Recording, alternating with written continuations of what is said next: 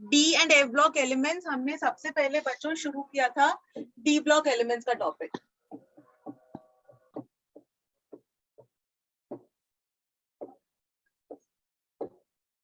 नजर आ रहा है?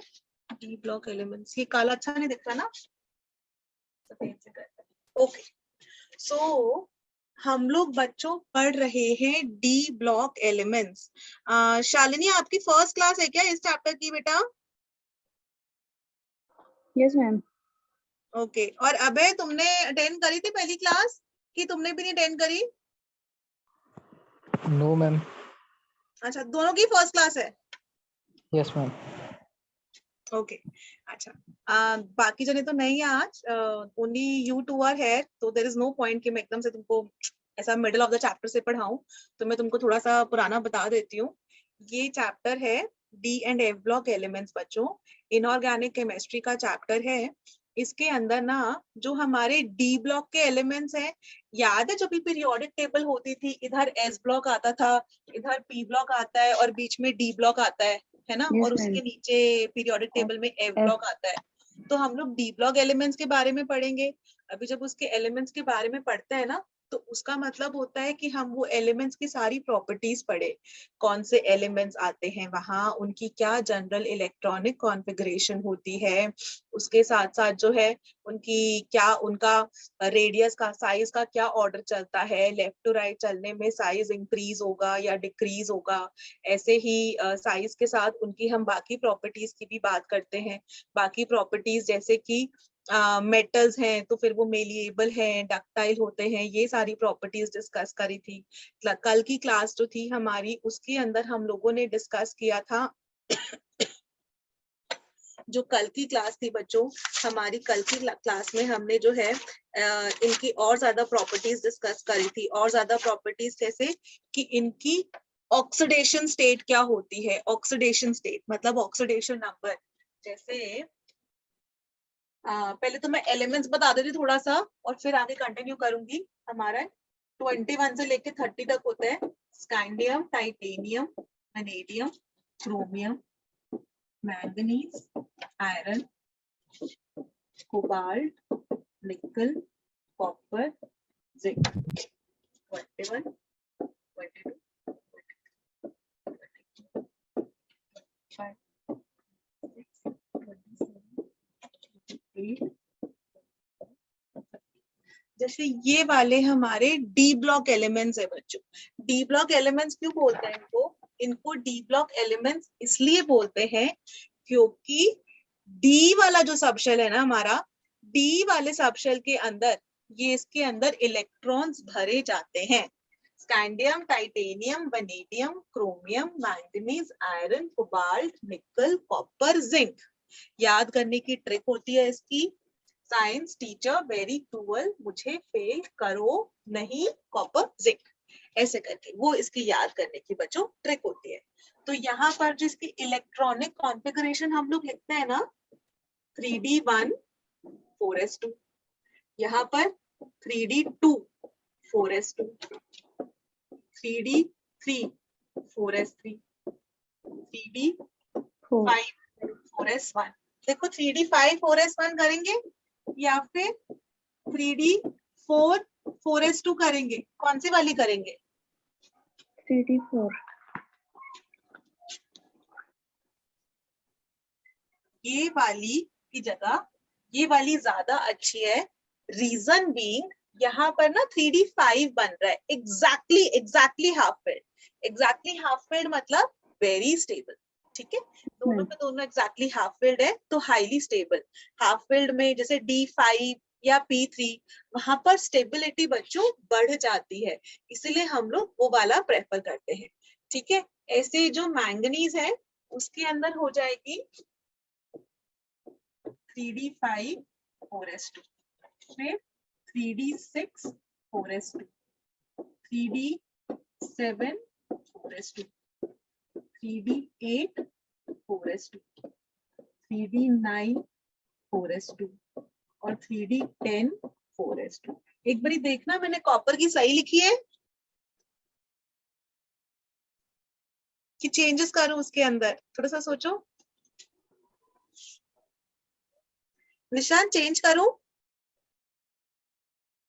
Yes, ma'am. 3D10. 3D10 है ना, 3D10, क्योंकि डी वाला एग्जैक्टली फुल्ली फिल्ड तो हाईली स्टेबल। तो ये हमारी इलेक्ट्रॉनिक कॉन्फ़िगरेशन थी। ठीक है, हमने इलेक्ट्रॉनिक जनरल इलेक्ट्रॉनिक कॉन्फ़िगरेशन ना लिख देते हैं। जैसे इसके अंदर देखो 3D के अंदर 1 से लेके 10 में आ रहा है और 4S के अंदर 1 से लेके 2 में जा रहा है। तो हम जो जनरल, ये तो 3D वाली सीरीज है, इसी के जस्ट नीचे 4D वाली सीरीज भी होगी, 5D वाली सीरीज भी होगी। तो हम लोग जनरल इलेक्ट्रॉनिक कॉन्फ़िगरेशन लिख देते हैं 9-1 डी के अंदर 1 से लेके 10 तक और NS 1 से लेके 2 कुछ भी हो सकता है। So that is our general electronic configuration. ठीक है बच्चों, यहां तक हमने लेक्चर 1 में कवर किया था ये और एटॉमिक साइज। कल के लेक्चर में हमने इसकी अलग अलग प्रॉपर्टी स्टडी करी थी। मैं क्विकली रिकैप दे देती हूँ आपको कि जैसे जो भी हमारे डी ब्लॉक के एलिमेंट्स है, ठीक है, जितने भी हमारे डी ब्लॉक के एलिमेंट्स है बच्चों, वो सारे के सारे डी ब्लॉक के एलिमेंट्स ना होते हैं मेटल्स।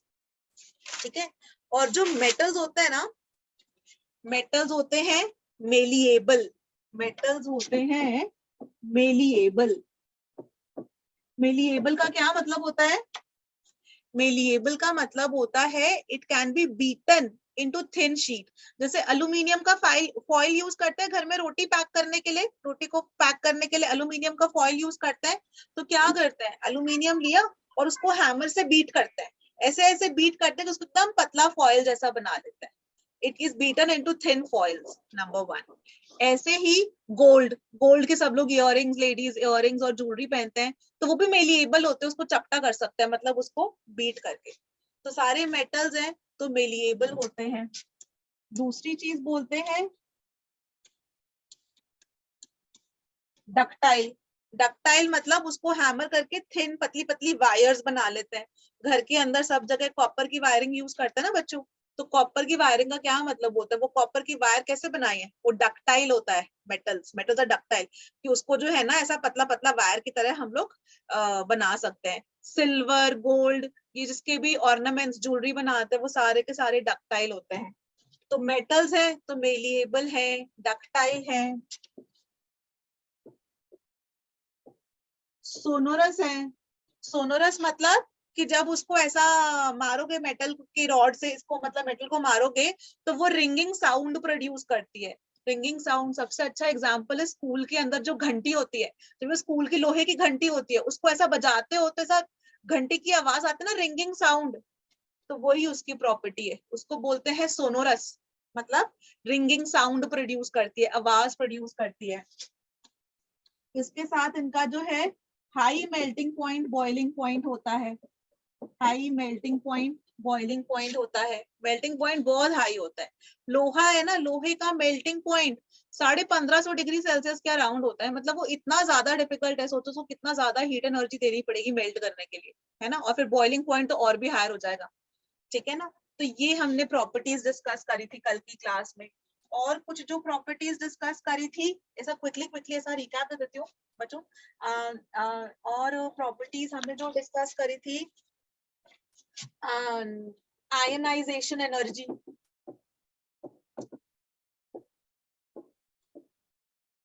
ठीक है। आयनाइजेशन एनर्जी का मतलब होता है आप एनर्जी दोगे और उसमें से इलेक्ट्रॉन निकालना। मतलब कितनी energy, amount of energy required to remove an electron, एक इलेक्ट्रॉन को निकालने के लिए फ्रॉम आइसोलेटेड गैसियस एटम। सो जो ये है ना अपने डी ब्लॉक के एलिमेंट्स, इनकी आयनाइजेशन एनर्जी की हमने बात करी थी कल की क्लास में कि इनकी आयनाइजेशन एनर्जी की वैल्यू बहुत ज्यादा नहीं होती है, थोड़ी सी एनर्जी देके, क्योंकि मेटल्स है, इलेक्ट्रोपॉजिटिव है, इलेक्ट्रॉन को निकालना आसान होता है, ठीक है। तो हमने इनकी आयनाइजेशन एनर्जी की बात करी थी। उसके साथ जो बहुत इंपॉर्टेंट है वो है heat of atomisation. Heat of atomisation important है, इसको मैं थोड़ा डिटेल में बता देती हूँ बच्चों। हीट ऑफ एटमाइजेशन एक नया टर्म है जो आप यहाँ पर देख रहे हो। इसका मतलब होता है कितना एनर्जी हमको देना पड़ेगा to break 1 mole of bonds, और उसको आप मेटल के बॉन्ड को तोड़कर, मेटालिक बॉन्ड जो मेटल के एटम्स होते हैं उनके बीच में मेटालिक बॉन्ड होता है, वो बॉन्ड को तोड़कर उसको गैसियस एटम्स में कन्वर्ट कर लो, ठीक है। उसको बोलते हैं हीट ऑफ एटमाइजेशन की कितनी एनर्जी हमको देनी पड़ेगी कि 1 मोल बॉन्ड को ब्रेक कर कर गैसियस एटम में कन्वर्ट करने के लिए आपको कितनी एनर्जी देनी पड़ेगी, उस एनर्जी को कहते हैं हीट ऑफ एटमाइजेशन। अब यहाँ पर ना हम मेटालिक बॉन्ड की बात कर रहे हैं, मेटालिक बॉन्ड को ब्रेक करना है। मेटालिक बॉन्ड किसकी वजह से होता है? मेटालिक बॉन्ड होता है अनपेयर्ड इलेक्ट्रॉन्स की वजह से। जो जैसे क्रोमियम है, क्रोमियम के अंदर ये रहा क्रोमियम, 6, देखो 5 इधर और 1 इधर, टोटल 6 अनपेयर्ड इलेक्ट्रॉन्स है। अनपेयर्ड मतलब पेयरिंग नहीं हो रखी है, सिंगल इलेक्ट्रॉन्स है, ठीक है। सो ये हमारा क्रोमियम का एटम है, ठीक है, जैसे एक सिंगल एटम है, तो उसका न्यूक्लियस हुआ, न्यूक्लियस के अराउंड जो है इलेक्ट्रॉन्स रिवॉल्व कर रहे हैं अपने अलग अलग ऑर्बिट्स में, ठीक है, इलेक्ट्रॉन्स अपने रिवॉल्व कर रहे हैं। तो बाहर के शेल में 3d और 4s टोटल मिला के, बाहर थर्ड के डी और 4s के मिला के 6 इनके पास अनपेयर्ड इलेक्ट्रॉन्स है, सिंगल इलेक्ट्रॉन्स है। तो एक एटम दूसरा एटम, तो ये एटम्स ना ये इलेक्ट्रॉन्स ना एक एटम से दूसरे एटम के न्यूक्लियस की तरफ अट्रैक्ट होते हैं, तो ये ऐसे ऐसे करके जंप करने लग जाते हैं। इलेक्ट्रॉन्स कैन जंप, और जब भी इलेक्ट्रॉन्स एक एटम से दूसरी एटम की तरफ जंप करते हैं तो उसकी वजह से बन जाता है मेटालिक बॉन्ड।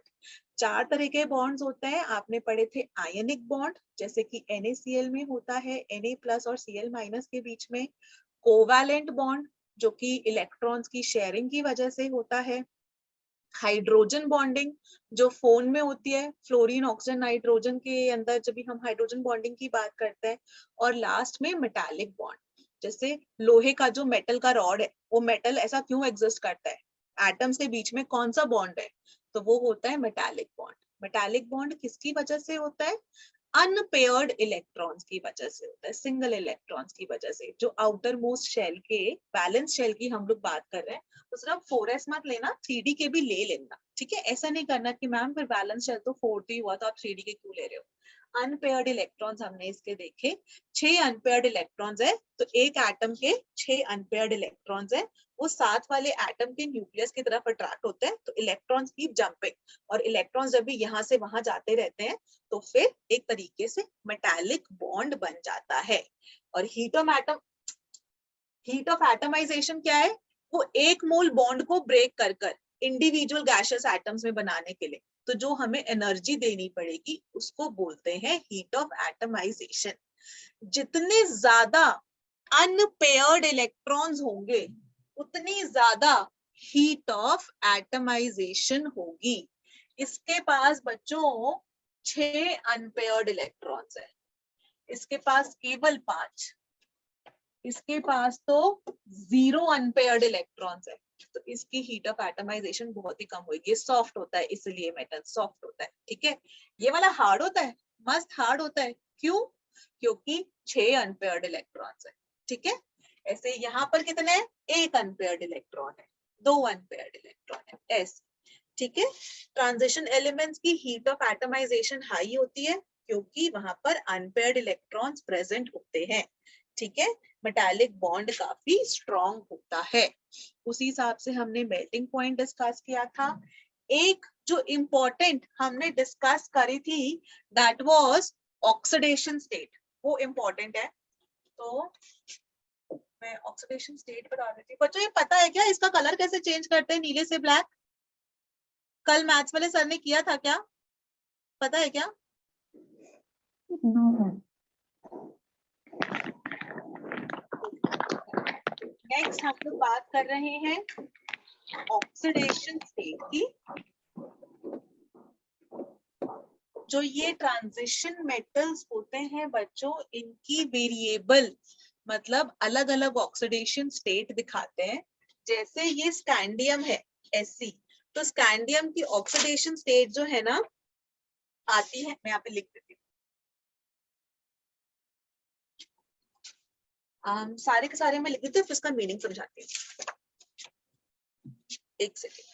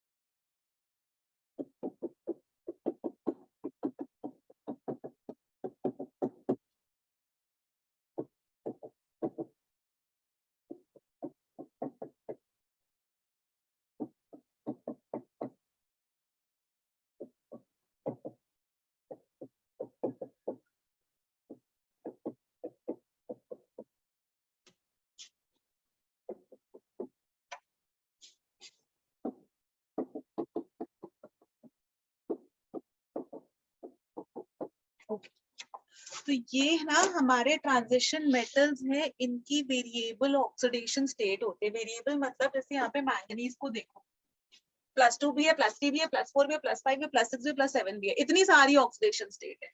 क्यों? आओ सीखते हैं। और मैं इसकी टेबल भी बना दूंगी, तो ऐसा याद करना टफ है ना, एक ऐसा सिंगल तरीका लिखा दूंगी, उससे आपको समझ में भी आ जाएगा। जैसे ये मैंगनीज है बच्चों, पहले तो देखो इलेक्ट्रॉन रिमूव करना कहाँ होता है, आउटर मोस्ट शेल से, 4s से। पहले तो ये वाले 2 इलेक्ट्रॉन्स रिमूव हो सकते हैं, अगर ये वाले 2 रिमूव हुए तो +2, और फिर जो डी के 5 है ना, एक एक करके हम वो भी रिमूव कर सकते हैं, तो +3 भी हो सकती है, +4 भी, +5 भी, +6 भी, और फिर सारे के सारे रिमूव कर गए, 2 इसके और 5 इसके, तो +7 भी हो सकती है। इसको बोलते हैं वेरिएबल ऑक्सीडेशन स्टेट। ऐसे जो स्कैंडियम है, इसके ये तीनों के तीनों रिमूव कर लो, 2 ये वाला और एक, तो इसलिए इसकी +3 आ जाती है। टाइटेनियम है, इसके पहले ये 2 रिमूव करो तो +2 है, फिर ये वाले भी रिमूव कर सकते हो एक एक करके, तो +3 भी पॉसिबल है, +4 भी पॉसिबल है। ऐसे ही इसके कॉपर की आपको पता है +1 +2 दोनों होती है। आयरन की आपने पढ़ी है, +2 होती है फेरस, +3 होती है फेरिक। तो मतलब हम लोग बोलते हैं इसकी वेरिएबल ऑक्सीडेशन स्टेट है, मतलब वेरी कर सकती है। सोडियम की फिक्स लेते हैं ना +1, कुछ और लेते ही नहीं है। मैग्नीशियम की लेते हैं +2, और कुछ लेते ही नहीं है ऐसे। लेकिन इन मेटल्स जो ट्रांजिशन मेटल्स है हमारे, डी ब्लॉक के मेटल्स हैं, उनकी ट्रांजिशन में जिंक को नहीं इंक्लूड करते, ये हमने फर्स्ट क्लास में डिस्कस किया था। और इन सारे मेटल्स की वेरिएबल ऑक्सीडेशन स्टेट होती है, वेरिएबल ऑक्सीडेशन स्टेट होती है, ठीक है। और मैं इसके अंदर एक सिंपल सा तरीका लिख देती हूँ।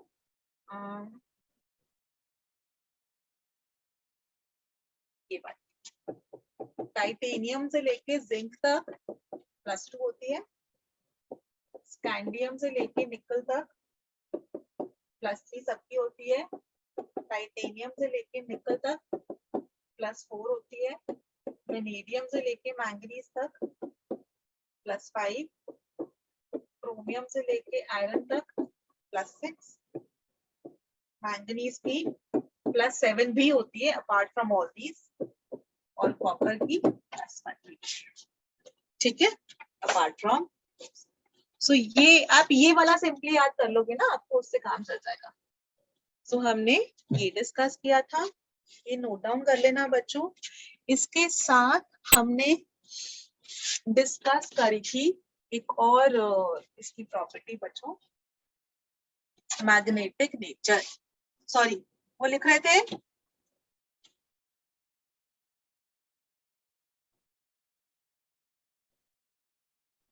रिटन बच्चों।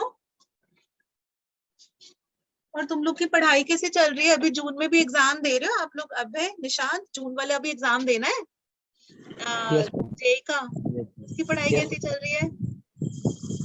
अच्छी चल रही है। गुड, ठीक है। स्टेप ऐप से प्रैक्टिस कर लो, कोई डाउट्स हो तो आप लोग ग्रुप पर भी बच्चों शेयर कर सकते हो, ठीक है।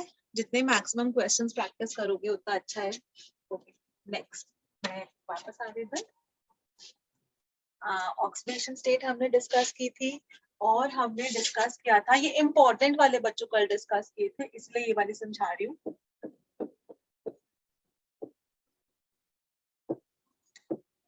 Magnetic nature, so this is very important. Magnetic nature का मतलब होता है कि जो हमारा एलिमेंट है वो पैरामैग्नेटिक है या डायामैग्नेटिक है।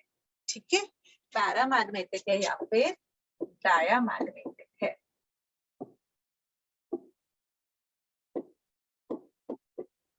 Okay?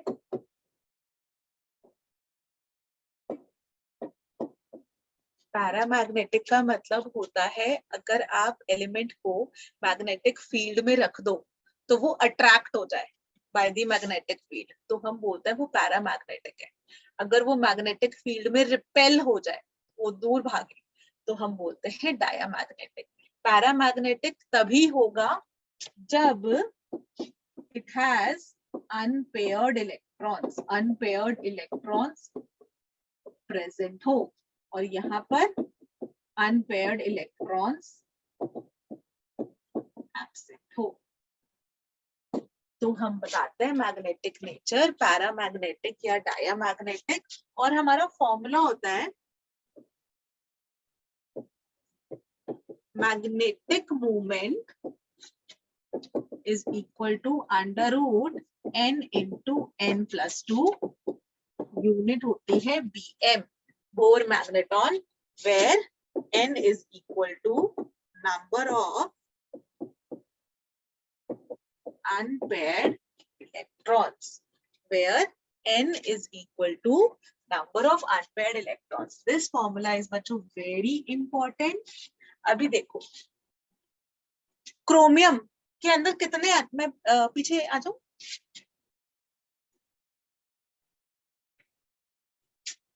मैं नेक्स्ट पेज पे आ जाऊं।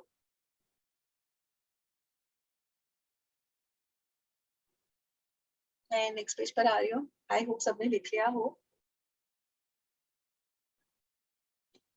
ओके, सो मैग्नेटिक मूवमेंट का फॉर्मूला होता है under root n into n plus 2, where n is equal to number of unpaired electrons. अब देखो अगर हम क्रोमियम की बात करें, क्रोमियम का होता है एटॉमिक नंबर 24, 3d5 4s1। ये स्ट्रक्चर कैसे होता है इसका, डीके बना लो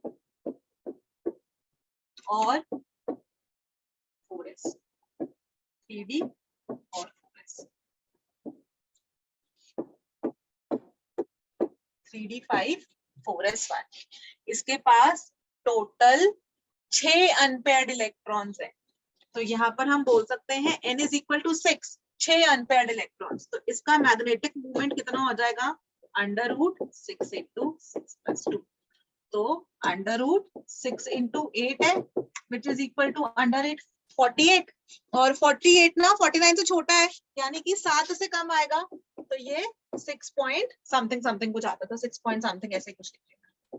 तो कभी आपको एग्जाम में आए ना पूछा सा क्वेश्चन, जैसे क्रोमियम का निकालना है, तो आप इसके पास 6 अनपेयर्ड इलेक्ट्रॉन्स है तो 6 पॉइंट समथिंग, ऐसे ही कोई और हो जिसके पास 5 अनपेयर्ड इलेक्ट्रॉन है तो 5 पॉइंट समथिंग आएगा आंसर हमेशा।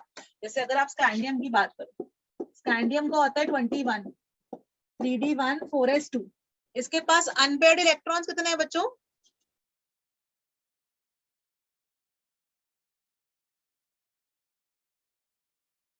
अब है निशांत, प्लीज समबडी आंसर यार, कितने अनपेयर्ड इलेक्ट्रॉन्स है बच्चों, 3d1 4s2,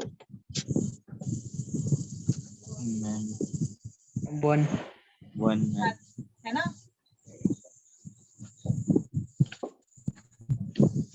तो n इज इक्वल टू 1, तो मैग्नेटिक मूवमेंट हो जाता है under root 1 into 1 plus 2, under root 1 into 3, 1 into 3, तो अंडर रूट 3 यानी कि 1.732, तो अगेन 1 पॉइंट समथिंग, मैं बस ये जल्दी से आंसर सॉल्व करने की, वहां पर जब भी टिक करने का टाइम कम हो तो उसके लिए बता रही हूँ। जितने अनपेयर्ड इलेक्ट्रॉन्स हो ना, that point something will be the answer. Formula होता है ये, मैग्नेटॉन। जल्दी से मुझे मैग्नेटिक मोमेंट बताओ कैलकुलेट करके फॉर Cr+3। Cr+3 का मैग्नेटिक मोमेंट बताओ बच्चों जल्दी से।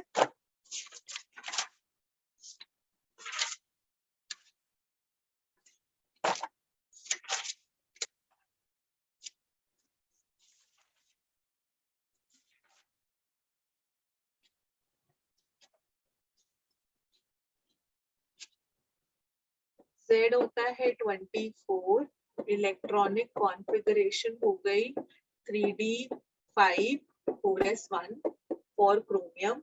लेकिन अगर क्रोमियम का +3 है so it will become 3d3, क्योंकि 3 निकालने हैं ना, 3 निकाल दी, बचे 3d3 बचे। पहले 4 वाला निकालते हो, 4s वाला निकालते हो और फिर 3d में से निकालते हो। So now it has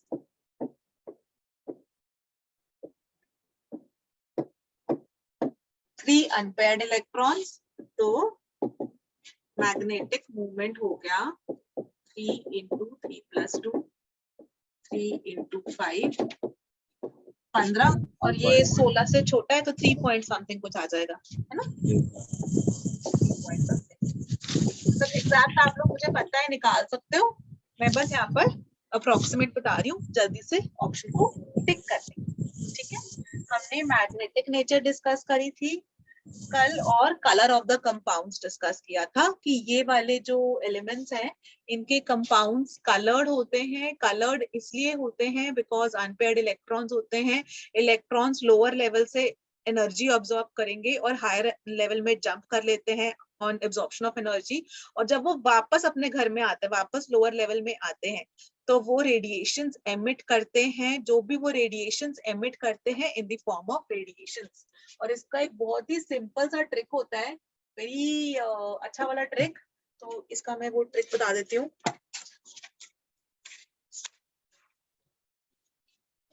circle बनाना ऐसे और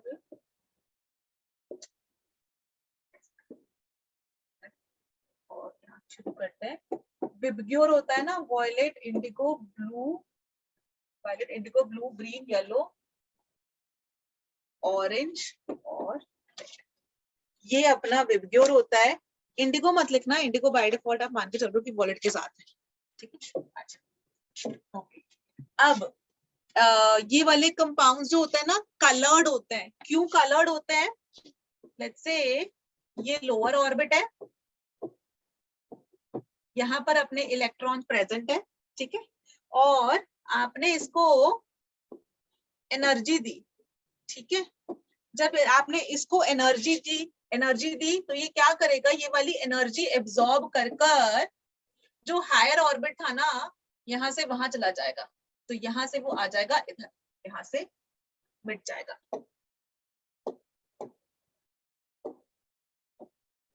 यहाँ से मिट जाएगा, ठीक है, इधर आ जाएगा। उसके बाद पर वो तो उसका घर नहीं है, वहां पर वो अनस्टेबल है। सो वहां से वो वापस आएगा, और जब वो वापस आएगा तो रेडिएशंस एमिट करेगा और फिर वो वहां से वापस इधर आ जाएगा। ठीक है, लोअर लेवल पे एनर्जी एब्जॉर्ब करता है और फिर वो जंप करता है हायर पे, फिर वहां से वो अपने घर जब भी वापस आता है तो रेडिएशन एमिट करता है, एनर्जी एमिट करता है। सो हमको कलर दिखता है, जो वेवलेंथ का वो रेडिएशन एमिट करता है, जो वेवलेंथ एमिट करता है उसी का हमको कलर दिखता है। और उसको याद करने का तरीका बड़ा आसान है बच्चों। द ट्रिक इज कि अगर उसने ये वाली एब्जॉर्ब करी, वायलेट वाली एब्जॉर्ब करी, तो वॉयलेट के जस्ट ऑपोजिट क्या है, येलो, तो वो येलो वाली एमिट करेगा। अगर उसने वॉयलेट रेडिएशन वाली वो एनर्जी एब्जॉर्ब करी है तो येलो कलर की वो एमिट करेगा। ठीक है, ऐसे ही अगर उसने ब्लू वाली एब्जॉर्ब करी फिर वो ऑरेंज वाली एमिट करेगा, जो उसके करस्पॉन्डिंग है नीचे की तरफ दूसरी तरफ आ रही है। ऑरेंज एब्जॉर्ब करी तो ब्लू एमिट करेगा। ठीक है, ऐसे ही रेड एब्जॉर्ब करी ये वाली एब्जॉर्ब करी तो रेड के ऑपोजिट क्या है, ग्रीन, ये वाली एमिट करेगा। ऐसे तो ऐसे हम लोग कलर पता लगा सकते हैं अगर आपसे बाय चांस क्वेश्चन पूछ ले तो। ओके तो ट्रांजिशन मेटल्स के जो कंपाउंड्स होते हैं ये कलर्ड होते हैं, उनके अंदर इलेक्ट्रॉन्स प्रेजेंट होते हैं, अनपेयर्ड इलेक्ट्रॉन्स होते हैं, वो एनर्जी एब्जॉर्ब करते हैं, लोअर लेवल से हायर लेवल में जंप करते हैं और फिर जब वो वापस आते हैं तो फिर वो हमको कलर दिखता है। ठीक है, ये इसकी एक प्रॉपर्टी थी। अब आगे बढ़ूं, ये नोट डाउन कर लो प्लीज।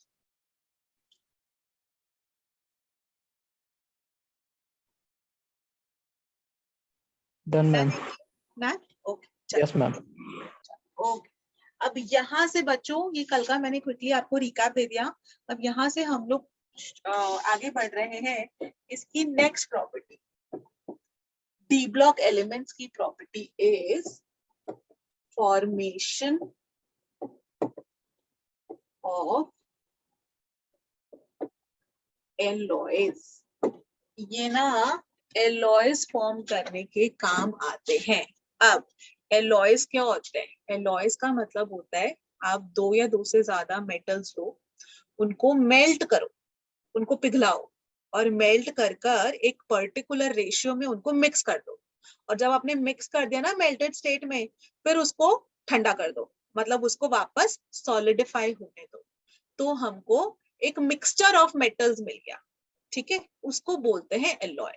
जैसे हमारे घर में ब्रोंज होता है, bronze is an alloy of copper and zinc. Copper और जिंक को मिक्स करते हैं 60-40 के रेशियो में, कोई 65-35 के रेशियो में, कोई 70-30 के रेशियो में, ऐसे करके मिक्स करते हैं। ठीक है, सो कॉपर और जिंक को पिघलाया, उनको एकदम मेल्टेड स्टेट में ले आए, लिक्विड स्टेट में, उनको दोनों को मिक्स किया और फिर उसको ठंडा करने के लिए छोड़ दिया, तो फिर हमारा ब्रोंज का एलॉय बन जाता है। ठीक है, और एलॉयज की जो प्रॉपर्टीज होती है वो कंप्लीटली डिफरेंट होती है। ठीक है, ऐसे डिफरेंट प्रॉपर्टीज होती है इंडिविजुअल प्योर मेटल से। ठीक है, अच्छा ऐसे ही सॉरी ब्रास, यहाँ पर ब्रास, सॉरी बच्चा, brass is an alloy of copper and zinc. और जो ब्रोंज होता है, bronze is an alloy of copper and tin. Bronze के अंदर कॉपर और टिन होता है, ब्रास में कॉपर और जिंक होता है। ठीक है, ब्रोंज में कॉपर और टिन होता है। ऐसे ही एक दो एलॉयज और हैं, जैसे कि घर पर आप स्टेनलेस स्टील के जब भी बर्तन हम यूज करते हैं तो उसके अंदर होता है आयरन, क्रोमियम, निकल और कार्बन। और इसको याद करने की ना कोई ट्रिक भी अच्छी सी, फिकर नी, सी रह गया बस। ठीक है, फिकर नी मतलब फिकर नहीं, है ना। तो आयरन, क्रोमियम और निकल, स्टेनलेस स्टील के जो बर्तन हम लोग घर में यूज करते हैं उसके अंदर ये होता है। ठीक है, एग्जैक्ट रेशियो हम लोग नहीं बोलते हैं कि ऐसा नहीं बोले कि 60% आयरन लिया, 30% क्रोमियम लिया, 10% निकल लिया, इसलिए एग्जैक्ट नहीं होता है क्योंकि it is an alloy. Alloy के अंदर ना अलग अलग जगह पर अलग अलग रेशियो में मिक्स कर रहे होते हैं। जैसे पानी है H2O, it is a compound, उसके अंदर क्या होता है कि 2 एटम्स हाइड्रोजन और 1 एटम ऑक्सीजन का, तो वो कंपाउंड है। ये क्या होता है? सॉल्यूशंस, ये होते हैं सॉल्यूशंस। ठीक है, सॉल्यूशंस मतलब कि इनको रैंडमली अलग अलग रेशियो में लोग मिक्स कर लेते हैं। घर पर भी स्टील के बर्तन देखे होते हैं ना, कुछ थोड़े भारी होते हैं, कुछ थोड़े हल्के होते हैं। क्यों ऐसा होता है? क्योंकि अलग अलग रेशियो में मिक्स कर रखा होता है। ठीक है, तो जो डी ब्लॉक एलिमेंट्स हैं उनकी एक प्रॉपर्टी होती है कि उनसे हम एलॉयज बना सकते हैं अपनी उसके अकॉर्डिंग, कन्वीनियंस के अकॉर्डिंग, जो भी हमको चाहिए। ठीक है, स्टेनलेस स्टील में फिकर नहीं करके आपको याद रहेगा। ठीक है, और ठीक है बच्चों, फॉर्मेशन ऑफ एलॉयज, और इसका एक एग्जांपल ये भी लिख रही हूँ। एक ना गन मेटल होता है,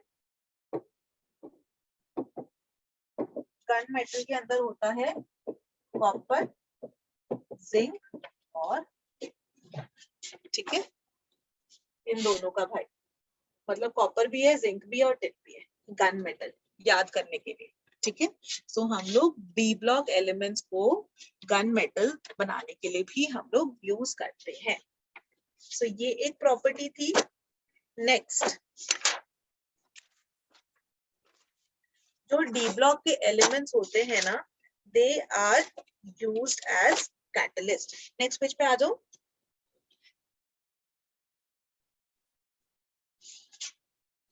नेक्स्ट उनकी प्रॉपर्टी बच्चों,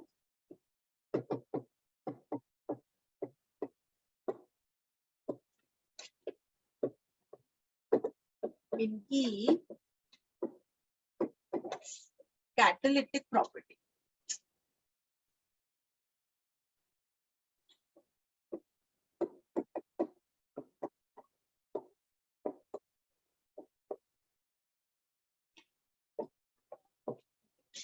डी ब्लॉक एलिमेंट्स के जो एलिमेंट्स होता है ना, वो एलिमेंट्स और उनके कंपाउंड्स दोनों चीजों को हम कैटलिस्ट की तरह यूज कर सकते हैं। कैटलिस्ट का क्या मतलब होता है? कैटलिस्ट मतलब होता है कि वो वाली मतलब जो है ना, कैटलिस्ट को हम यूज करते हैं to increase the speed of reaction. कोई रिएक्शन है, let's say R gives P, reactant give product, कोई रिएक्शन है। अभी ये रिएक्शन ना 10 घंटे में अकर कर रहा है, 10 घंटे, पूरे 10 घंटे लग रहे हैं इसको रिएक्शन को अकर करने के लिए। लेकिन अगर आपने इस रिएक्शन के अंदर कोई कैटलिस्ट यूज कर लिया, तो कैटलिस्ट की मदद से क्या हुआ, रिएक्शन की स्पीड इंक्रीज हो गई। तो पहले ये रिएक्शन 10 घंटे में अकर कर रहा था, लेकिन कैटलिस्ट डालने से अब ये रिएक्शन 1 घंटे में ही कंप्लीट हो रहा है, 1 घंटे में ही अकर कर रहा है। तो catalyst increases the speed of reaction, reaction की स्पीड बढ़ा देता है। तो हम लोग ना डी ब्लॉक एलिमेंट्स को यूज करते हैं to increase the speed of reaction. ठीक है, तो हम लोग डी ब्लॉक एलिमेंट्स को यूज करते हैं, सॉरी कैटलिस्ट को यूज करते हैं to increase the speed of reaction. तो अब जो ये डी ब्लॉक एलिमेंट्स है, इनमें से बहुत सारे एलिमेंट्स को हम एज कैटलिस्ट यूज करते हैं। फॉर एग्जाम्पल, जो मैं एग्जाम्पल्स लिख रही हूँ बच्चों, ये एग्जाम्पल्स इंपॉर्टेंट है, इनके ऊपर क्वेश्चंस आ रखे हैं। जैसे पहला एग्जाम्पल इज सबसे आसान, हेबर्स प्रोसेस। नाइट्रोजन और हाइड्रोजन को मिक्स कर कर बनाते हैं अमोनिया। यहाँ हम लोग कैटलिस्ट यूज करते हैं आयरन का। ठीक है, आयरन का हम कैटलिस्ट यूज करते हैं हेबर्स प्रोसेस में, जिसमें आप अमोनिया बनाते हो। ठीक है, अच्छा, ये जो मैं कैटलिस्ट वाले लिख रही हूँ एग्जाम्पल्स, वो आपको सारे के सारे लिखने हैं, वो सारे के सारे बहुत इंपॉर्टेंट है, उसके ऊपर क्वेश्चन आ सकता है। ठीक है, okay. Scandium is never used as a catalyst। Scandium को हम कभी भी कैटलिस्ट के लिए यूज नहीं करते हैं, पहली बात। दूसरा, स्कैंडियम के बाद आता है टाइटेनियम। तो टाइटेनियम का ना कैटलिस्ट होता है TiCl4 प्लस एल्यूमिनियम का ट्राईइथाइल, और इसको बोलते हैं Zi, ज़ीग्लर नेटा कैटलिस्ट। बच्चों प्रीवियस ईयर में ये वाला क्वेश्चन आ रखा है कि ज़ीग्लर नेटा कैटलिस्ट क्या होता है। वो है टाइटेनियम का टेट्राक्लोराइड, एल्यूमिनियम का ट्राईइथाइल। ये क्वेश्चन आ रखा है, इसलिए ये लिखवा रही हूँ। ठीक है, ये जो कैटलिस्ट है, इसको आप, ये पूरा का पूरा इज द कैटलिस्ट, ज़ीग्लर नेटा कैटलिस्ट। ठीक है, और इसको आप यूज करते हो इन प्रिपरेशन ऑफ पॉलीथीन। जब भी पॉलीथीन बनाता है तो उसके अंदर ज़ीग्लर नेटा कैटलिस्ट यूज करते हैं पॉलीथीन बनाने में। ठीक है, तो हाई डेंसिटी वाला पॉलीथीन बनाते हैं तो उसमें हम ज़ीग्लर नेटा कैटलिस्ट यूज करते हैं टाइटेनियम का। ठीक है, ऐसे ही नेक्स्ट,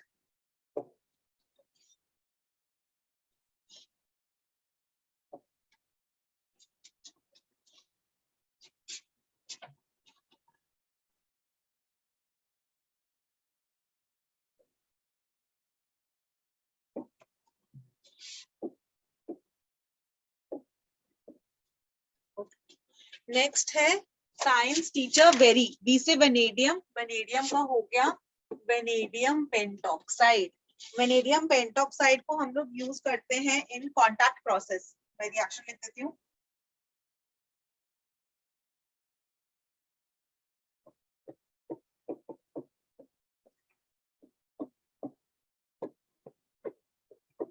कॉन्टैक्ट प्रोसेस में यूज करते हैं, used in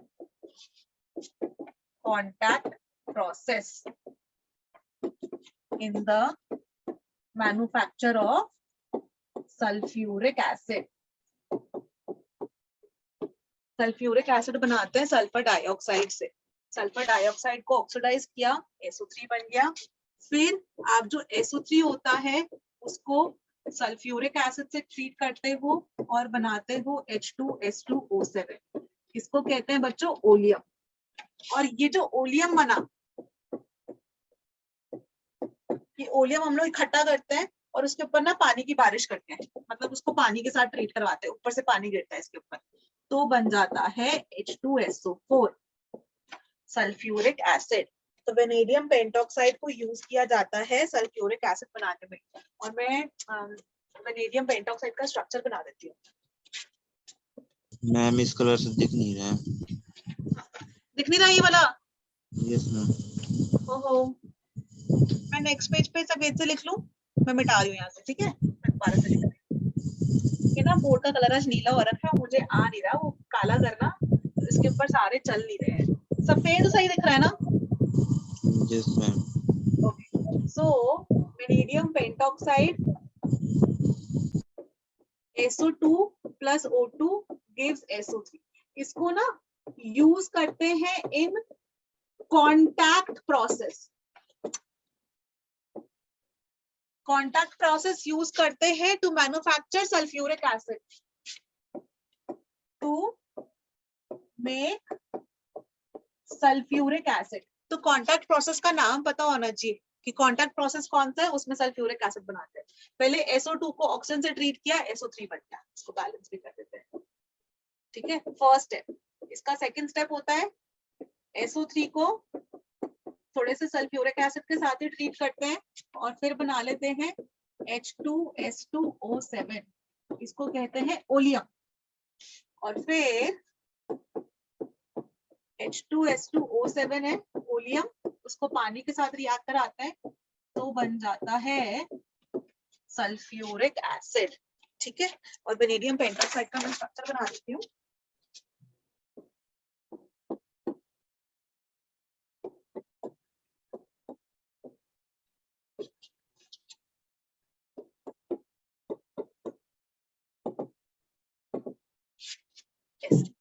V2O5 vanadium pentoxide का स्ट्रक्चर।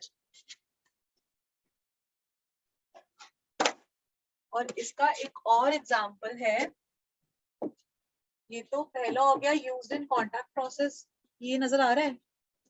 और दूसरा यूज नंबर 2, यूज नंबर 1 और यूज नंबर 2, वो होता है इथाइन के 3 मॉलिक्यूल्स लिए वेनेडियम पेंटॉक्साइड की प्रेजेंस में वो बना लेता है बेंजीन, C6H6, वो बना लेता है बेंजीन, ठीक है? इस प्रोसेस को बोलते हैं एरोमेटाइजेशन। एरोमेटाइजेशन इसलिए बोलते हैं बिकॉज अल्काइन था इथाइन, उससे एरोमेटिक कंपाउंड बेंजीन बन रहा है। Benzene is aromatic. Benzene aromatic का क्या वो होता है कि किसको बोलते हैं एरोमेटिक है कि नॉन एरोमेटिक है कि एंटी एरोमेटिक है? तुम लोग के जेई का एग्जाम है तो मैं फटाफट से बता देती हूँ। एरोमेटिक बहुत इंपॉर्टेंट है, ये लिखो जल्दी से।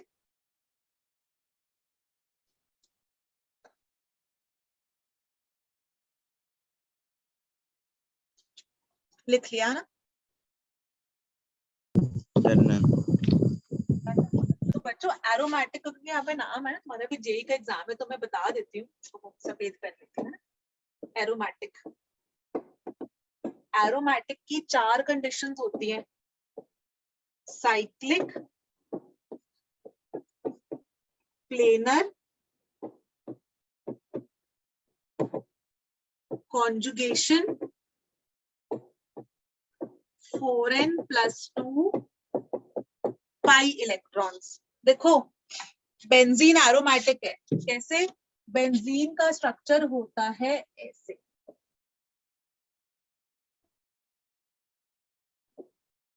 आप कैसे बताओगे कि वो एरोमेटिक है? पहली कंडीशन साइक्लिक एरोमेटिक है ना। ओके, सबसे पहले इज साइक्लिक, साइक्लिक कंपाउंड है, बढ़िया, यस साइक्लिक है, ठीक है। दूसरा कंडीशन साइक्लिक है। प्लेनर का मतलब होता है कि सारे के सारे जो इसके एटम्स है ना वो एक सिंगल प्लेन में हो, जो साइकिल में आ रहे हैं, मतलब जो रिंग में आ रहे हैं वो सारे के सारे एक ही प्लेन में हो। उसका क्या तरीका है? हर एटम जो रिंग में है उसकी हाइब्रिडाइजेशन चेक कर लो, अगर वो sp2 हाइब्रिडाइज्ड है तो फिर वो साइक्लिक है, सॉरी प्लेनर है। देखो इसकी हाइब्रिडाइजेशन क्या आएगी, यहाँ पर कार्बन है, ये कार्बन से इधर इधर और एक ये H जुड़ा हुआ होता है ना, तो 1 सिग्मा 2 सिग्मा 3 सिग्मा 3 सिग्मा यानी कि sp2, ठीक है। ऐसे ही ये वाला भी कार्बन है, इधर भी H, ये वाला भी कार्बन है, इधर भी H, ये वाला भी कार्बन है, इधर ये वाला भी कार्बन है, इधर H, ये वाला इधर। तो इस वाले कार्बन को देखो 1 2 3 3 सिग्मा sp2, सारे के सारे कार्बन sp2 है, तो इसका मतलब प्लेनर है। sp2 की होती है ना हाइब्रिडाइजेशन की ज्योमेट्री अपनी प्लेनर होती है। कॉन्जुगेशन, कॉन्जुगेशन का क्या मतलब होता है? कॉन्जुगेशन का मतलब होता है कि लगातार सेम ना आए, मतलब लगातार सेम ना आए का मतलब है double single double single double single, single double single double, ऐसा कुछ भी सेम चीज ना हो, सिंगल सिंगल ना हो या डबल डबल ना हो, कि मतलब सिंगल के बाद डबल आ जाए, लोन पेयर आ जाए, कुछ भी आ जाए, ठीक है, लेकिन सिंगल के बाद सिंगल ना आए या डबल के बाद डबल ना आए, ठीक है। तो single double single double single double, कहीं से भी कहीं की तरफ चल लो, ऐसा कोई रूल नहीं है कि लेफ्ट टू राइट चलना है, राइट टू लेफ्ट चलना है, क्लॉकवाइज एंटी क्लॉकवाइज नहीं। तो कॉन्जुगेशन भी है। और पाई इलेक्ट्रॉन्स कितने हैं? 1 2 3, 3 पाई बॉन्ड्स है, इसका मतलब 6 पाई इलेक्ट्रॉन्स हो गए, और 6 पाई इलेक्ट्रॉन्स एन की वैल्यू अगर आप 1 रखो तो 4 + 2 6 पाई इलेक्ट्रॉन्स, इसका मतलब तो आप बोलते हो एरोमेटिक, एरोमेटिक, ठीक है। ये होती है अपनी एरोमेटिक की कंडीशन। इसके ऊपर क्वेश्चन पूछ लेते हैं, पिरिडीन बना देंगे, ऐसे कोई कोई कंपाउंड्स बना देंगे और बोलेंगे कि बताओ एरोमेटिक है कि नॉन एरोमेटिक है कि एंटी एरोमेटिक है। ये होता है एरोमेटिक। और सो बेंजीन अपना एरोमेटिक है, and aromatic compounds are highly highly highly highly highly stable, बहुत स्टेबल होते हैं, ठीक है, एरोमेटिक। फिर दूसरा होता है anti aromatic, which are not stable, इतना अनस्टेबल होता है कि वो एग्जिस्ट ही नहीं कर सकता है। और उसकी के अंदर क्या कंडीशन होता है? साइक्लिक होता है, प्लेनर होता है, कॉन्जुगेशन होता है, लेकिन 4n पाई इलेक्ट्रॉन्स होता है। तो that is anti aromatic, it is so unstable कि ये एग्जिस्ट ही नहीं कर सकता। और लास्ट इज नॉन एरोमेटिक, जिसमें ना पहली दूसरी तीसरी कंडीशन सेटिस्फाई ना हो, कि मतलब वो साइक्लिक ही नहीं होगा, जैसे नाइट्रिक एसिड सल्फ्यूरिक एसिड, वो साइक्लिक ही नहीं है, आगे की बात ही क्या करें हम, तो वो नॉन एरोमेटिक है, ठीक है। और स्टेबिलिटी का ऑर्डर होता है एरोमेटिक सबसे ज्यादा स्टेबल, फिर नॉन एरोमेटिक, और लास्ट में एंटी एरोमेटिक। ये अपना स्टेबिलिटी का ऑर्डर होता है बच्चों, स्टेबिलिटी का, ठीक है। सो एरोमेटिक कंपाउंड अगर कोई है, मतलब जिसके अंदर पहली 4 कंडीशन सेटिस्फाइड है, तो बहुत बहुत बहुत स्टेबल, वेरी स्टेबल, ठीक है। ऐसे करके हम लोग करते हैं, ओके। सो हमारा ये वाली बात हो गई। वापस चलूं अब पीछे, ये नोट डाउन कर लो जल्दी से।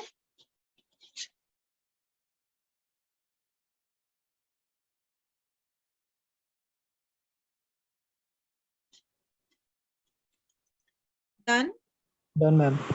Okay.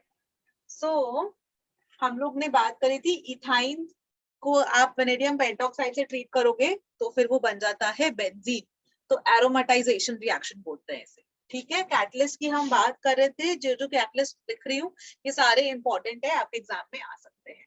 Next, another catalyst is science teachers. कैंडियम का कोई कैटलिस्ट होता नहीं है, टाइटेनियम का हमने कर लिया, जिग्लरनेटा कैटलिस्ट वाला, फिर वेनेडियम का कर लिया, पेंटॉक्साइड वाला कॉन्टैक्ट प्रोसेस और एरोमेटाइजेशन में।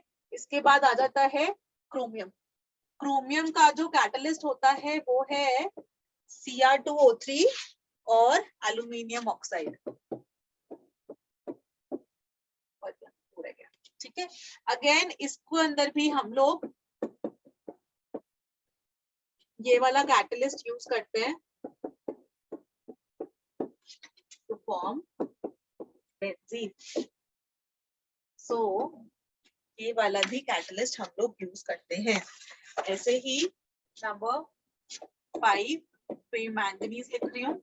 मैंगनीज को यूज करते हैं, यूज्ड एज catalyst in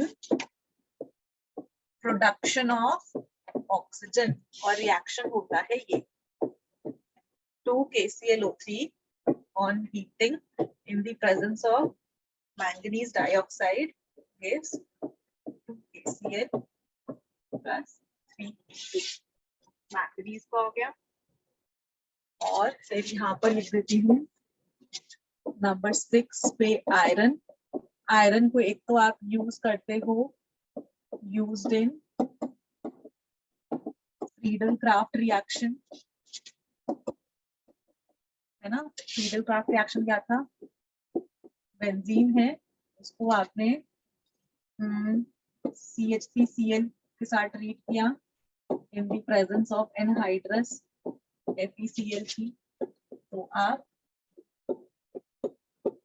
ये बना सकते हो। दूसरा होता है यूज्ड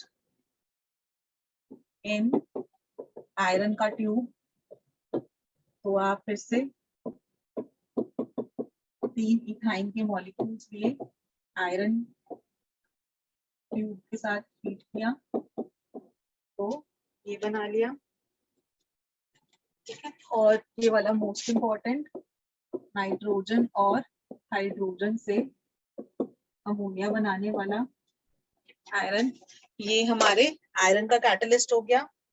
इसके बाद निकल की बात कर लेती हूँ, ये लिख लो प्लीज।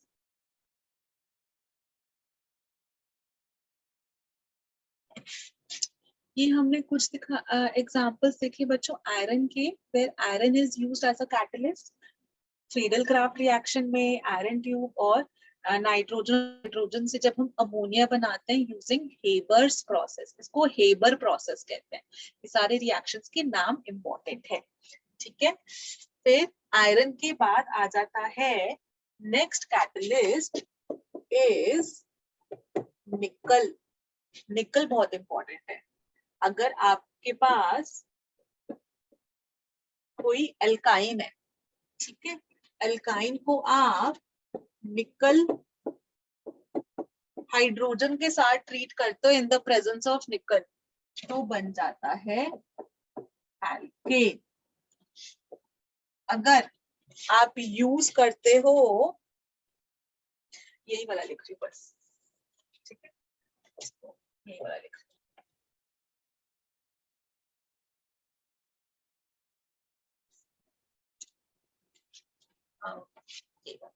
ठीक है, एक बस निकल का यूज करना मुझे बताना था। ये वाला मैं लिख देती हूँ, यहाँ पर ये निकल के यूज में नहीं है, बट मैंने अभी स्टार्ट किया तो मैं लिख देती हूँ। एक और होता है, हम लोग ना लिंडलर्स कैटलिस्ट यूज करते हैं बच्चों, लिंडलर्स कैटलिस्ट, और उससे बन जाता है सिस एल्कीन। सिस एल्कीन, ठीक है। और लिंडलर्स कैटलिस्ट में निकल नहीं होता है, निकल नहीं होता है वो तो बाई चांस अब मैं यहाँ से बता रही हूँ तो फिर मैंने कहा मैं बता देती हूँ। लिंडलर्स कैटलिस्ट में होता है पैलेडियम, कैल्शियम कार्बोनेट होता है थोड़ा सा, और पॉइजन बाय सल्फर होता है। ठीक है, और इसको मैं याद करने की ट्रिक भी बता देती हूँ। लस्सी, लस्सी नहीं होती, ऐसे लस्सी करके याद कर लो। लिंडलर्स कैटलिस्ट लिखा है तो उससे सिस वाला एल्कीन बनाओगे, लस्सी, लस्सी।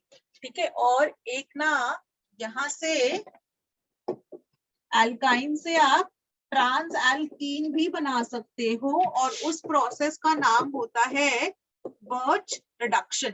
बर्च या बर्क क्या बोलते हैं उसको, बर्क रिडक्शन बोलते हैं। तो इसमें बिट्टू, ऐसा बिट्टू लस्सी करके याद कर सकते हो, ठीक है। बर्च रिडक्शन करोगे तो ट्रांस एल्कीन बनेगा, लिंडलर्स वाला करोगे, कैटलिस्ट यूज करोगे तो सिस एल्कीन। और इसमें मैं वो लिख देती हूँ कैटलिस्ट, वो होता है लिथियम विद लिक्विड अमोनिया। और ये लिथियम की जगह ना सोडियम भी लिखा हो सकता है, एल्कली मेटल लेना है, बस बात यही है। तो लिथियम या सोडियम विद लिक्विड अमोनिया।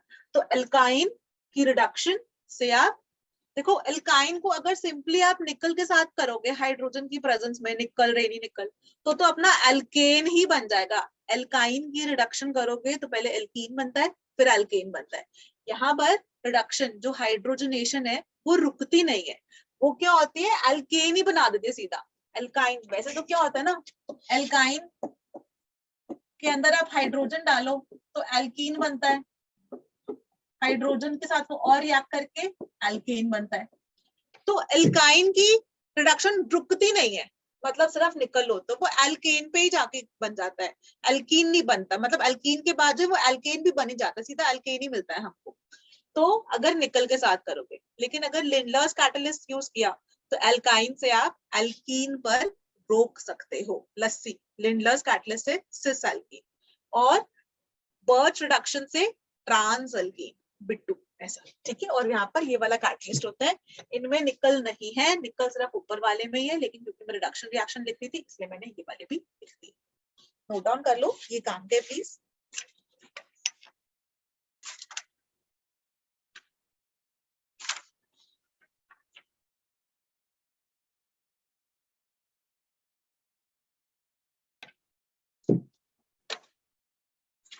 ठीक है, मैं मिटा रही हूँ बच्चों, नेक्स्ट स्लाइड पे चल रही हूँ मैं। ये थे निकल के यूजेस। इसके बाद नेक्स्ट है कॉपर। तो कॉपर का भी एक तो यही है, कॉपर ट्यूब वाला होता है, एक तो इसका यूज यही है।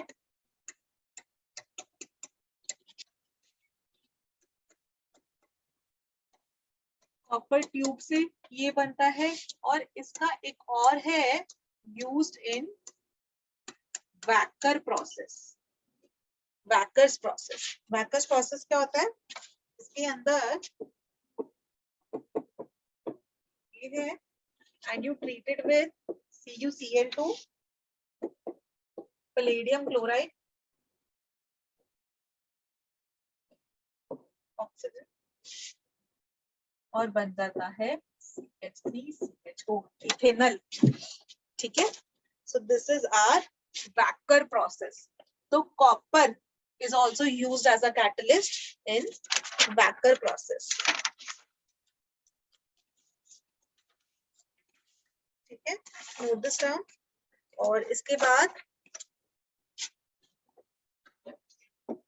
यहाँ पर मैं लिख रही हूँ कोबाल्ट का। अगेन कोबाल्ट को हम यूज करते हैं as cobalt thorium, as cobalt thorium use करते हैं in Fisher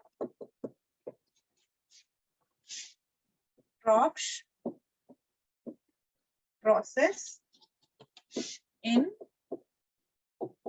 synthesis of gasoline। Gasoline बनाने के लिए हम लोग कोबाल्ट थोरियम यूज करते हैं इन फिशर ट्रॉप्स प्रोसेस, ठीक है। ये हमारे थे डी ब्लॉक एलिमेंट्स बच्चों, जिनको हमने यूज कर रहे हैं as catalyst. D block elements अच्छे कैटलिस्ट होते हैं, तो हम इनको यूज करते हैं। ये अच्छे कैटलिस्ट इसलिए होते हैं, इनके पास ना क्या होता है, जो डी ब्लॉक एलिमेंट्स होते हैं इनके पास ना सरफेस एरिया इनका बहुत बड़ा होता है, they have large surface area. तो जैसे निकल वाला था ना रिएक्शन, निकल का सरफेस के ऊपर जो है ना हाइड्रोजन के एटम्स एडजॉर्ब कर जाते हैं, एडजॉर्ब मतलब उसके सरफेस पे चिपक जाते हैं, ठीक है, एडजॉर्ब। तो एडजॉर्ब मतलब पता है, एडजॉर्ब और एब्जॉर्ब का डिफरेंस पता है बच्चों, बोलो। Yes, ma'am. अच्छा, तो निकल के अंदर जो है हाइड्रोजन के एटम्स निकल के सरफेस पर एडसॉर्ब कर जाते हैं, ठीक है।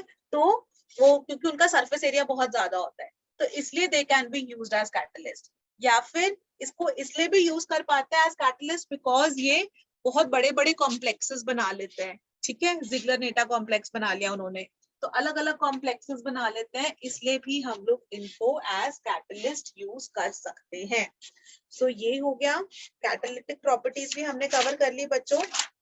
यहाँ पर खत्म होते हैं सारी की सारी properties, alloys, catalytic properties, coloured compounds, everything, सारी प्रॉपर्टीज खत्म।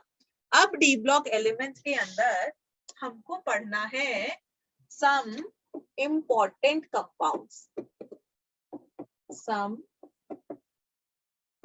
important compounds of D block elements, कुछ important compounds of D block elements, जिसके अंदर सबसे पहले हम लोग स्टडी करेंगे KMnO4। KMnO4 होता है पोटेशियम पर मैंगनेट। पोटेशियम इसको बोलते हैं पोटेशियम पर मैंगनेट, ठीक है।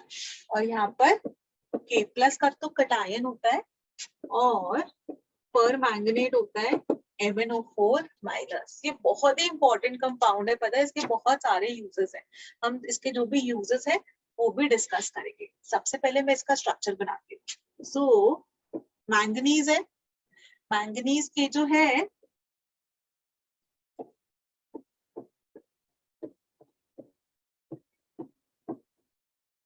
ऐसे करके O- और A+। पोटेशियम पर मैंगनेट, मैंगनीज के देखो बच्चों एटॉमिक नंबर होता है 25, 3d5 4s2 है ना, ये होती है मैंगनीज का। तो यहाँ पर मैंगनीज के जो 7 इलेक्ट्रॉन्स हैं, 1 2 3 4 5 6 7, ऐसे करके उन्होंने बॉन्ड बना रखा है विद 4 ऑक्सीजन एटम्स। इस तरह होता है इसका स्ट्रक्चर। अब कोई मुझे बताओ प्लीज, इसके अंदर क्या रेजोनेंस पॉसिबल है? मुझे पहले बताओ मैंगनीज की हाइब्रिडाइजेशन क्या है? यहाँ पर KMnO4 में मैंगनीज की हाइब्रिडाइजेशन क्या है?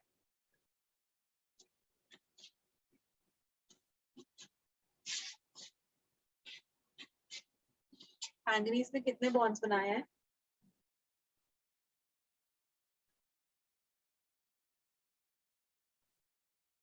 इधर मैंगनीज की हाइब्रिडाइजेशन इज sp3। क्यों? क्योंकि 1 2 3 4 4 सिग्मा बॉन्ड्स है। Hybridisation of manganese is sp3। यहाँ पर 4 बच्चों सिग्मा बॉन्ड्स है। देखो ना, ये वाले के अंदर एक सिग्मा है, एक पाई, एक सिग्मा, एक पाई, सिग्मा पाई, एक सिग्मा, 1 2 3 4। हाइब्रिडाइजेशन में आप सब सिग्मा बॉन्ड्स ही लेते हो, पाई को नहीं लेते हो। तो यहाँ पर 4 सिग्मा बॉन्ड्स है। 4 सिग्मा बॉन्ड्स मतलब 1 s और 3 sp3। तो MnO4 माइनस में या KMnO4 में आप कह सकते हो कि मैंगनीज की हाइब्रिडाइजेशन इज sp3, करेक्ट। और जब sp3 हाइब्रिडाइजेशन होती है तो बॉन्ड एंगल कितना होता है? आज बात करने के मूड में नहीं हो तुम लोग। 109 डिग्री। तो जो बॉन्ड एंगल है अपना दैट इज 109 डिग्री 28 मिनट या 109.5 डिग्री की बोल देते हैं अप्रोक्सीमेटली। तो that is our bond angle. अब यहाँ पर होती है बहुत ही अच्छी रेजोनेंस। रेजोनेंस कैसे? हमको क्या लगा? हमको लगा कि ये 3 डबल बॉन्ड्स है और एक सिंगल बॉन्ड है, तो फिर टेक्निकली इन तीनों की बॉन्ड लेंथ बराबर होगी और वो डिफरेंट होगी ये सिंगल वाले बॉन्ड से बॉन्ड लेंथ।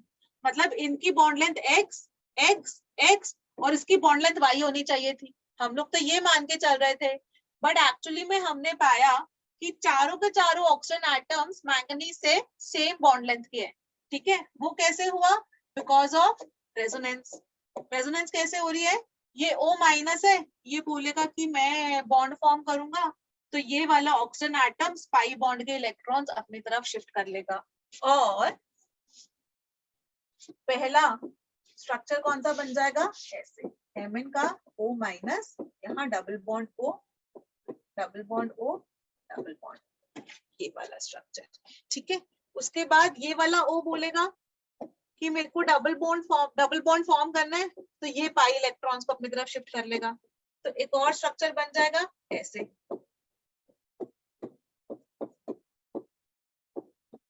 ठीक है, और फिर एक और चौथा भी बना देते हैं।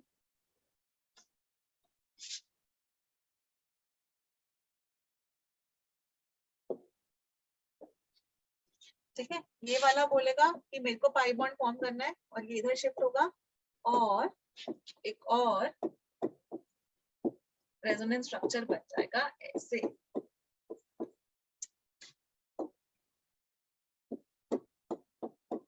तो हमारे 4 रेजोनेंस स्ट्रक्चर्स पॉसिबल है। तो KMnO4 का पहली बात टेट्राहेड्रल स्ट्रक्चर है, वो टेट्राहेड्रल स्ट्रक्चर है, हाइब्रिडाइजेशन sp3 है, हाइब्रिडाइजेशन sp3 है। ठीक है, bond angle 109 degree 28 minute, 4 resonance वाले स्ट्रक्चर्स हैं। इसकी कुछ प्रॉपर्टीज डिस्कस करते हैं, फिजिकल प्रॉपर्टीज कुछ डिस्कस करते हैं, केमिकल प्रॉपर्टीज, और इसके बाद हम लोग पढ़ेंगे डिफरेंट मेथड्स जिनसे हम KMnO4 प्रिपेयर कर सकते हैं बच्चों, और फिर KMnO4 के रिएक्शंस क्या क्या होते हैं और इसके यूजेस क्या क्या होते हैं। KMnO4 में मैंगनीज का ऑक्सीडेशन नंबर क्या है?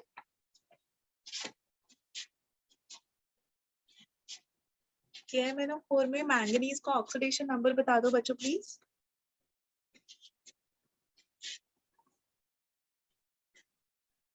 नेक्स्ट पेज पे चलूं?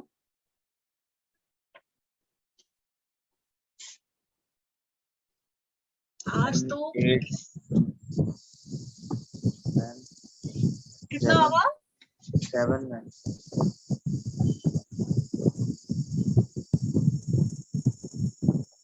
पोटेशियम का होता है +1, मैंगनीज का हमको निकालना है, ऑक्सीजन का होता है -2, टोटल चार्ज 0, तो 1 + x - 8 = 0, x - 7 = 0, x +7। Yes ma'am. Okay, तो KMnO4 के अंदर ना मैंगनीज हाईएस्ट ऑक्सीडेशन नंबर में है बच्चों। ठीक है, Mn की +7 लास्ट है ना, क्योंकि Mn का देखो, अगर हम मैंगनीज की, जब आप मैंगनीज की बात करते हो तो मैंगनीज का एटॉमिक नंबर 25 है, 3d5 4s2, और अगर आप MnO4 माइनस मतलब KMnO4 की बात कर रहे हो तो उसमें मैंगनीज का ऑक्सीडेशन नंबर इज +7। इसका मतलब उसने सारे के सारे इलेक्ट्रॉन्स लूज कर रखे हैं, सारे के सारे। देखो यही वो लूज कर सकता था, उसकी क्षमता यही वाली थी। 3d वाले और 4s वाले ही लूज करता है, कभी भी आप 3p वाले को लूज नहीं कराओगे, कभी नहीं कराओगे, सिर्फ 3d और 4s को ही कराओगे। तो उसने ये सारे के सारे लूज कर दिए। अब क्या इसके बाद, अब ये सातों इलेक्ट्रॉन्स लूज करने के बाद क्या इसकी क्षमता है, क्या इसकी एबिलिटी है कि इसके पास और कोई इलेक्ट्रॉन है लूज करने के लिए? नहीं है। 7 थे, सातों के सातों लूज कर दिए। अब ये इसके आगे इलेक्ट्रॉन लूज नहीं कर सकता है, अब ये सिर्फ इलेक्ट्रॉन गेन कर सकता है। अगर इलेक्ट्रॉन्स गेन कर रहा है तो यानी इसकी हो सकती है रिडक्शन, और अगर इसकी खुद की रिडक्शन होगी तो ये कहलाएगा क्या? Oxidising agent. तो हम लोग पहली बात बोलते हैं KMnO4 is a very good oxidizing agent. Why is it a very good oxidizing agent? Because दूसरे को ऑक्सीडाइज करेगा, खुद रिड्यूस होगा। रिड्यूस कैसे? +7 ही थे, उसके आगे तो लूज नहीं कर सकता, सिर्फ गेन ही कर सकता है electrons. Reduction is gain of electrons, तो इसका रिडक्शन होता है, मतलब मैंगनीज जो है +7 से इलेक्ट्रॉन्स गेन करता है। Manganese is a very good oxidising agent, it is purple in colour, purple colour का होता है, ठीक है। KMnO4 is purple in colour, ठीक है। और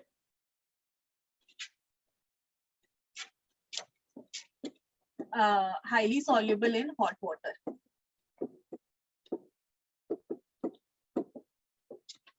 highly soluble in hot water, ठीक है।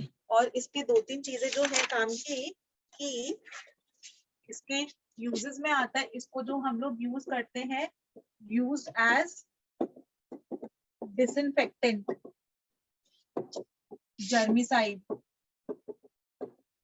डिसइंफेक्टेंट का मतलब होता है जैसे फिनाइल के पोछे में के अंदर वो जो डिसइंफेक्टेंट डाल रहे होते हैं ना, फिनाइल वगैरह डाल रहे होते हैं, ऐसे KMnO4 को आप डिसइंफेक्टेंट की तरह यूज कर सकते हो जर्म्स किल करने के लिए। साइड मतलब होता है किल करना, तो जर्मिसाइड मतलब जर्म्स को किल करना, तो यूज्ड एज डिसइंफेक्टेंट, जर्मिसाइड, ठीक है। इसका very dilute solution of KMnO4 जो होता है is used for cleaning wounds। कोई भी चोट वगैरह लग जाती है तो उसके लिए भी हम KMnO4 यूज करते हैं, गार्गल करने के लिए यूज करते हैं, माउथ क्लीन करने के लिए।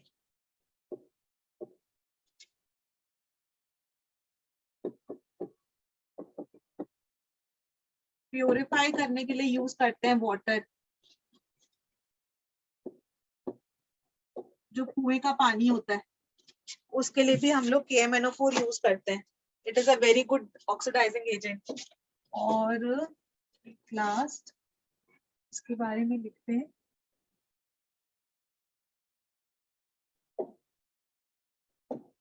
नंबर 7, ये वाला हो गया। और लास्ट होता है ब्लीचिंग के लिए यूज करते हैं, ब्लीचिंग ऑफ वूल, कॉटन, उसके अंदर भी हम लोग यूज करते हैं KMnO4। ये थे इसके जनरल यूजेस। अब इसके ऊपर क्वेश्चंस कहाँ से आते हैं, ये नजर आ रहा है सब बच्चों को, क्लियर है? Yes, ma'am. अब मेन इसके ऊपर आते हैं, ये नोट डाउन करो, इसका मेथड ऑफ प्रिपरेशन। दो इसके मेथड्स ऑफ प्रिपरेशन है, हम KMnO4 को कैसे बना सकते हैं पहली चीज, और दूसरा KMnO4 को बनाने के तरीके तो है ही, उसके साथ साथ इसके क्या केमिकल रिएक्शंस है वो हम लोग स्टडी करते हैं। इसके बाद हम लोग पढ़ेंगे K2Cr2O7 पोटेशियम डाइक्रोमेट, उसके भी मेथड्स ऑफ प्रिपरेशन और उसके केमिकल रिएक्शंस, वो हमको स्टडी करना है। अभी टाइम कम बचा है, तो मेथड ऑफ प्रिपरेशन को हम लोग KMnO4 के वो करेंगे नेक्स्ट क्लास में। आप लोग 12th के बच्चे हो बच्चों, कल मैं क्लास 11th की क्लास है अपनी 5:30 to 7, उसके अंदर आइसोमेरिज्म पढ़ा रही हूँ। मैंने ज्योमेट्रिकल आइसोमेरिज्म शुरू किया है, सिस, ट्रांस, EZ, सिन, एंटी, ये सारी चीजें वो सब कुछ पढ़ा रही हूँ।